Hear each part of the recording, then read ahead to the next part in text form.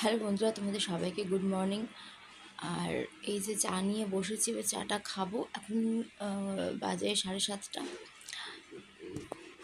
7:23, ঠিক আছে। তো চলো চাটা আগে খেয়ে নিই, তাই বিছনাপত্র যা যা ঠিক করার আছে করব। আর আজকে কি রান্না করব অবশ্যই দেখাবো। তবে যাই রান্না করি খুব সিম্পল রান্না করবো। এই গরমের সময় কেউ খেতে চাইছে না, এত গরম। আর আমাদের ঘরটা যেন আরও অতিরিক্ত গরম, চারিদিকে রোদ এসে। তো চলো কি রান্না করবো অবশ্যই তোমাদেরকে দেখাবো। আর যেটাই রান্না করি কোনো রিচ রান্না হবে না, একদম হালকা পাতলা কিছু রান্না করব, তো সেটা তোমাদেরকে অবশ্যই দেখাবো। তো চলো আগে চাটা খেয়ে নিই, তাই বিছানাপত্র ঠিক করে নিয়ে তবে কি রান্না হবে তোমাদেরকে দেখাবো। তো চলো দেখতে থাকো। ওকে, তো চটপট বিছনাটা আগে ঠিকঠাক করে নিই, তারপরে দেখা যাক কি রান্না করব। একদম হালকাই করব।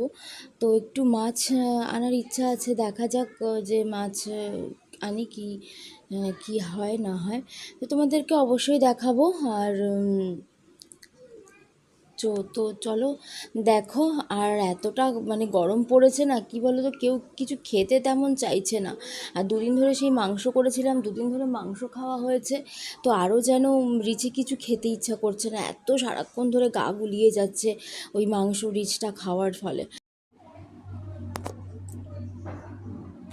তোমাদেরকে বললামই যে চারা মাছ এনেছি। দেখো তোমাদের বললাম খুব হালকা পাতলা কিছু ঝোল টাইপ করব, তো ওই কারণের জন্য চারা মাছ নিয়ে এসেছি। আর যেটা একদম পাতলা করে ঝোল করব এই গরমের মধ্যে, আর কিছু ভালো লাগে। আর দেখতে পেলে তোমরা চারা মাছ নিয়ে এসেছি, ঝোলটা বানাবো। আর এখন টিফিনে খাবো, কি খাবো সেটা দেখাবো তোমাদেরকে। আর চলো রান্নাটা স্টার্ট করি। আগে টিফিনটা খেয়ে নেবো, তারপরে রান্নাটা করব। আর কি রান্না করবো সেটা তোমাদেরকে দেখাবো অবশ্যই। তো চলো দেখতে থাকো। ওকে, তো সকালে টিফিনটা নিয়ে বসে পড়েছি। আর এখানে আছে ভাত, গরম গরম ভাত করেছি। এখানে আছে আর কি আছে দেখাই তোমাদের, দাঁড়াও। আর এই যে আছে মাছ ভাজা, যা খুলে পড়ে গেছে লাগের কাজটা ধরেছিলাম। এই যে এখানে আছে মাছ ভাজা, আর একটা আছে, ঠিক আছে, 2 পিস মাছ ভাজা আছে। আর এখানে আছে গরম ভাত, ঠিক আছে না।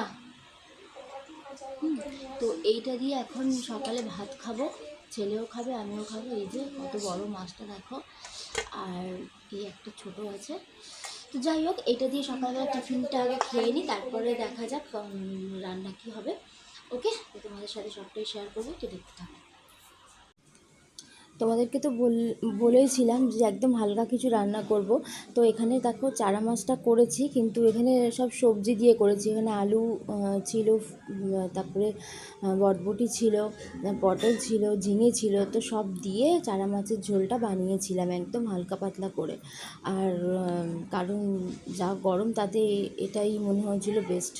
আর শুধু এটা করিনি, আবার একটুখানি মনে হয়েছিল অন্য আরেকটু কিছু করার জন্য, তো সেই কারণের জন্য একটু ওই এঁচোড় ছিল, তো এঁচোড় দিয়ে আলু দিয়ে মানে মেখে মশলা ফশলা দিয়ে একটুখানি কোপ্তা কারি করেছিলাম এঁচোড়ের।